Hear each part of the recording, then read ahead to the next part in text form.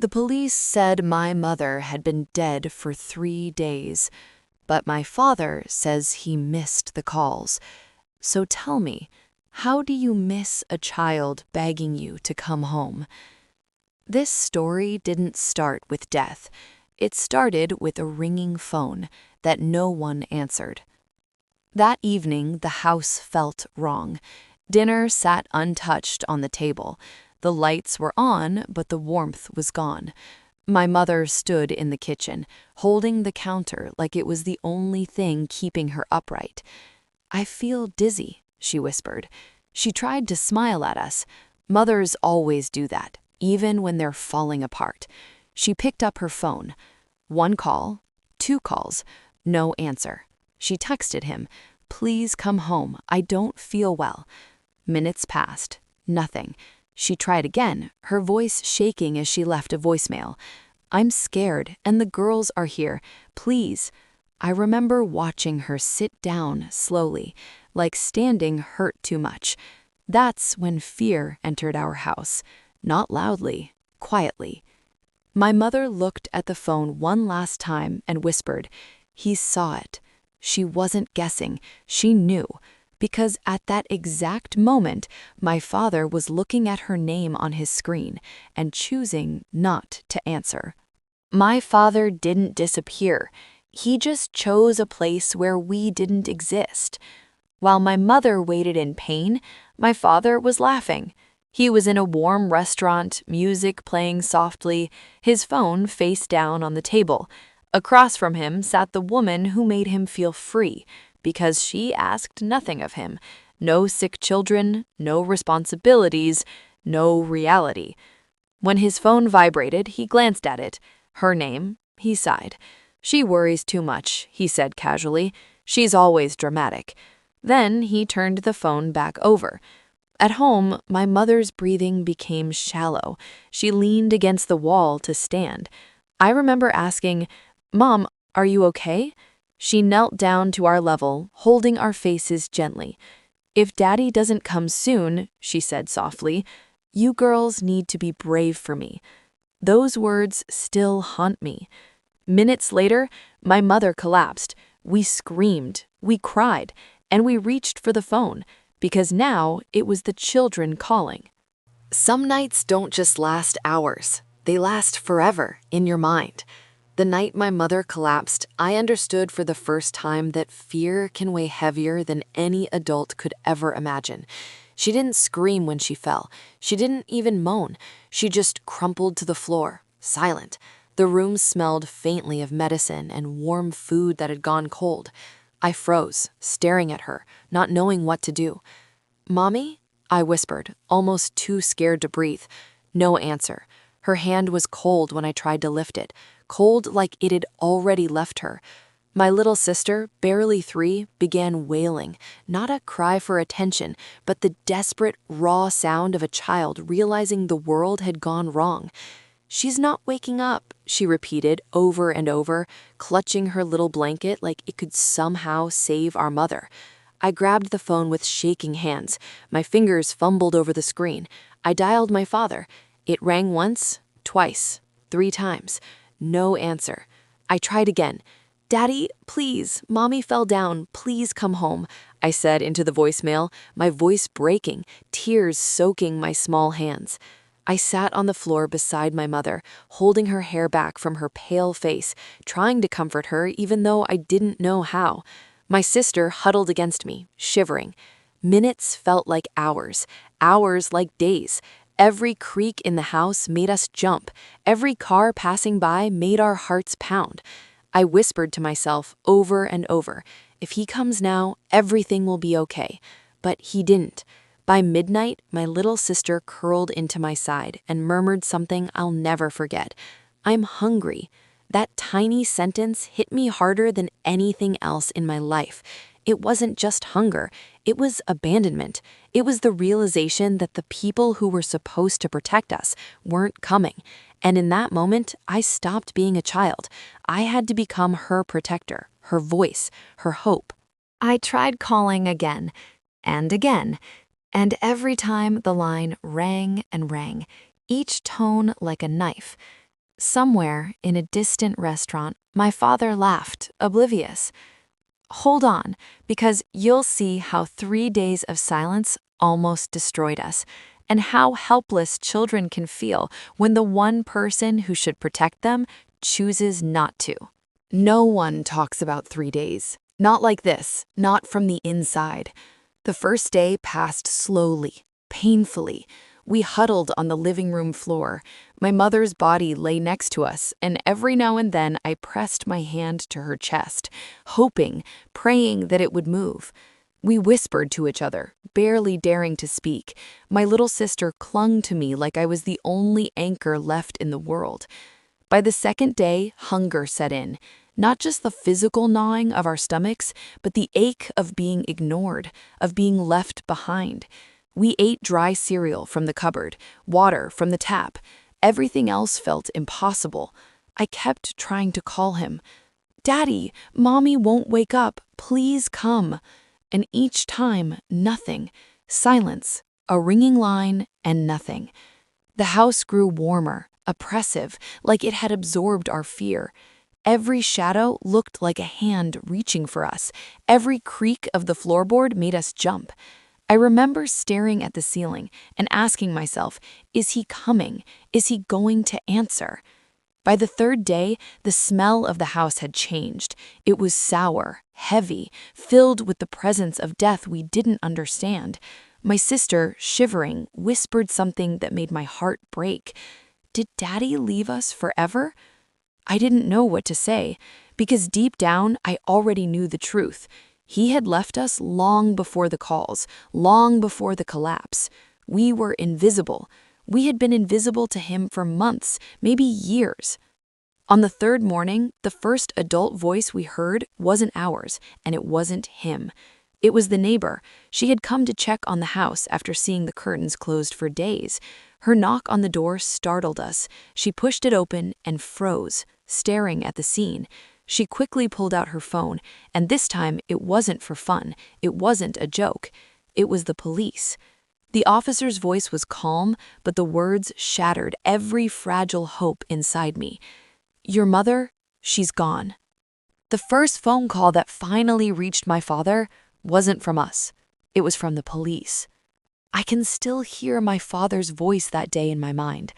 Not the one from the stories he told others, but the cracking, trembling, panicked voice of a man who suddenly realized he'd lost everything. He picked up the phone and froze. "Sir, this is Officer Lewis. We need to inform you that your wife, she's passed away." The words didn't hit him at first.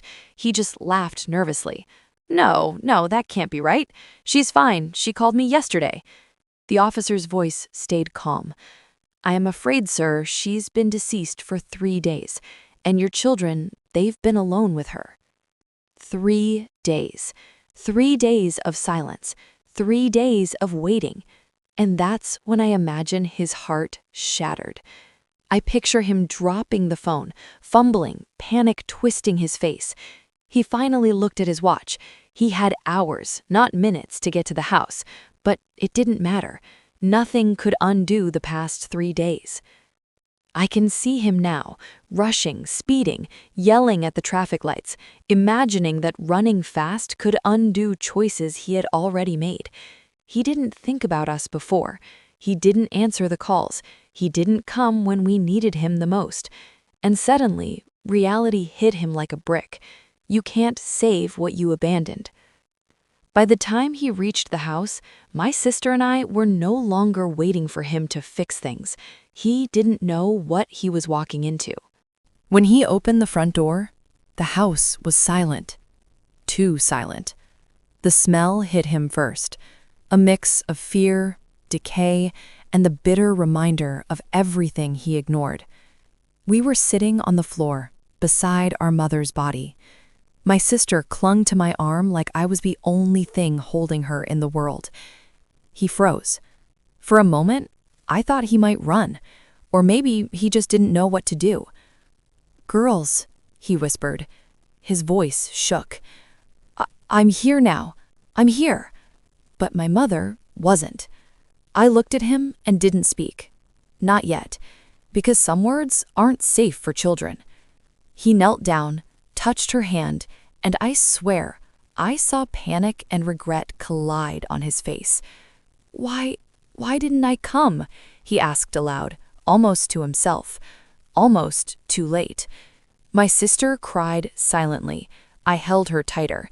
And for the first time, I didn't feel like a child needing protection. I felt like a witness to a man finally seeing the weight of his actions. He couldn't fix it. No apology, no money, no promises. Nothing could bring her back. And I think that's the moment karma whispered, "You chose her over them, and now you have nothing left." He finally picked up the phone again. This time, not to call us, but to dial numbers he hoped could undo what he caused. But the damage was done. Some people think being a father is just showing up when it's convenient. I learned the truth the hard way. It's more than presence, it's responsibility. After the police left, reality hit my father like a storm. He rushed to the house, panicked, trembling, but he arrived too late. We were gone. The social workers had taken us to a temporary shelter. They explained gently, children who are left alone in unsafe situations cannot be returned until there's proof of safe care. My father stared at the paperwork. His hands shook. His eyes darted around the room as if looking for a lifeline. And that's when he realized. The phone calls he ignored, the nights he spent elsewhere, the choice he made to put a girlfriend over his family had consequences. I remember looking at him that day and thinking, maybe now he understands. But it's too late. Too late for apologies, too late for hugs, too late for anything. The court didn't ask for excuses. They didn't want to hear his excuses. They only saw the evidence: neglect, abandonment, and a child crying out for help that never came. And with one signature, one official decision, he lost custody. We were placed with relatives who actually showed up when we needed them. He could scream, beg, or cry, but the law was clear. A father who chooses absence cannot take his children home. He turned to leave the courthouse, broken, defeated, and for the first time in his life, I think he felt fear. Fear that he might lose everything he thought he could control. Some men think money, attention, and charm can keep someone forever. He learned the hard truth. Nothing lasts when your heart is in the wrong place. The woman, the one he chose over us, he called her, he begged, he promised, but she was gone. She had walked away the moment the truth caught up to him, the moment the world saw what he really was. I can't. I lost everything. I lost her. I lost them. I should have never ignored them. Meanwhile, we sat quietly, unaware of the full scope of his panic. I didn't cry, I didn't run. I watched him crumble from a distance, feeling the bitter satisfaction of justice finally catching up. The man who abandoned his children, ignored his wife, and chose selfish desire over responsibility was now completely alone. No mother, no children, no girlfriend, nothing. He looked at silent streets and finally realized everything he ignored had turned against him. Some people don't realize the weight of their actions until the world turns silent in response. By now, my father had nowhere to go. His phone was silent. His girlfriend had left. The children he ignored for months, taken away by the court. He walked through the empty house, touching walls that once held laughter, memories, and small chaos of life. But there was nothing now, only emptiness. He tried calling us. We didn't answer. The social worker explained, "You have no custody. You cannot contact them." The words hit him like a hammer. How did I lose everything? I gave them nothing, and now they're gone. He realized, finally, that the love he had ignored, the children he abandoned, the wife he neglected, could not be bought back with apologies, money, or promises. Every call he ignored, every night he spent elsewhere, every choice he made for his selfish comfort was now a debt he could never repay. He sat alone in the house, staring at the silence, and for the first time he understood the truth. Carelessness doesn't just hurt others, it destroys you. Some people never understand love, others learn it too late. We were no longer children waiting for him. We were young girls learning to live without him. The social worker explained routines, schools, meals, and small rules to keep us safe. And for the first time, we felt seen. We weren't invisible anymore. I remember looking at him then, so small, so broken, in the house that should have been ours, and I didn't feel pity. I felt justice. He tried calling the girlfriend. No answer. He tried finding us. The courts wouldn't let him. Every attempt reminded him, everything he abandoned, everything he ignored, everything he chose for selfish pleasure was gone. And yet, in the distance, we flourished. We learned to eat when hungry, sleep when tired, laugh when happy. We learned that love wasn't about promises. It was about presence. It was about showing up.